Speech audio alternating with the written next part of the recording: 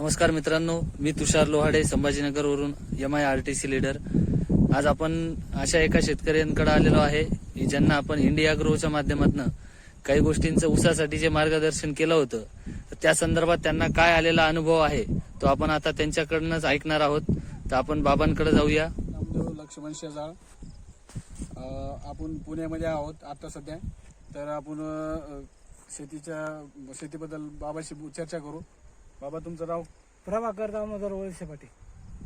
कुठं राहता, काय निरगुड सर, पूर्ण पत्ता सांगा. मुक्काम पोस्ट निरगुड सर, तालुका आंबेगाव, जिल्हा पुणे आणि वळशेमाळा. बाबा इकडे कॅमेराकडे बघत राहा. आणि बाबा, तुम्हाला काय प्रॉब्लेम आले होते? ज्या ऊस लावल्यापासून उन्नी, खोडकिडा आणि मुळ्या सडणं हे लय फार त्रास झाला. औषधं मारून सुद्धा कटाळलो. मग आमच्या शेजारी एक वाघमरे म्हणून पाहुणा आला. त्याने चक्कर मारली. म्हणला मी अमुक अमुक औषधं तुम्ही मारा. ती म्हणलं मारू. थोडी महाग बसतात पण रिझल्ट पक्का येतोय, खात्री आहे. कोणालाही वाटलं तर इथं येऊन समक्ष पहा.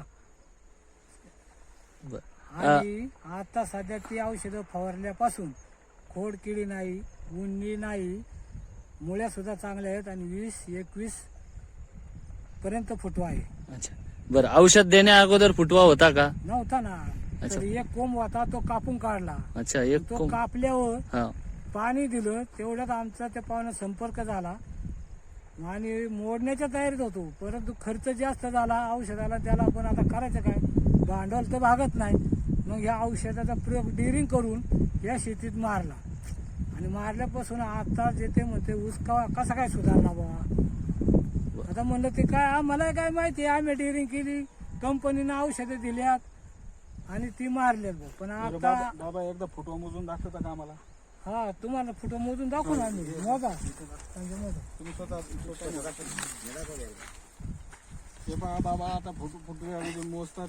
1, 2, 3, 4, 5, 6, 7, 8, 9, 10, 11, 12, 13, 14, 15, 16, 17, 18, 19, 20, 21. म्हणजे 21 फुटवा आहे. 21 फुटवा आहेत. म्हणजे जिथे एकही फुटवा नव्हता आणि खोडआळी आणि उन्नीचा प्रभाव होता आणि तुम्ही ऊस पूर्ण काढून टाकणार होते, त्या ऊसामध्ये अवघ्या 10 दिवसामध्ये साधारणतः 21 फुटव्यापर्यंत वाढ झालेली आहे आणि फुटवा एकदम जोरदार वाढतो सुद्धा आहे. तर तुम्हाला काय वाटतं बाबा, आता इथून पुढे उत्पन्न जोरदार येणार? येणार ना, 100%. 100%. आणि तुम्हाला काय वाटतं, इतर शेतकऱ्यांनी सुद्धा रासायनिक शेतीला, रासायनिक गोष्टींचा वापर करणं चांगलं आहे का आपण जे सेंद्रिय लोकांना मार्गदर्शन करतोय ते केलेलं चांगलं? माझ्या पद्धतीने सेंद्रिय खत कधीच ऐकत नाही. रासायनिक खत हे डुप्लिकेट निघले, किती टाकलं तरी ते पावर देऊ शकत नाही. बरं, मी याच्या आधी 2 वर्ष मुंबईच्या फर्टिलायझरचं एक हाडांचं खत वापरलं होतं. ते हाडांचं खत कोणीच वापरत नव्हतं, पण मी 20 गुण्या 12 गुण्या आणून 2 एकरला टाकल्या. तुम्हाला असं सांगतो, माझं दुर्दैव 1 एकर ऊस गोळ पडून जळून गेला. तर राहिलेल्या 25 गुंठ्यामध्ये 70 टनाचा ॲव्हरेज काढलं.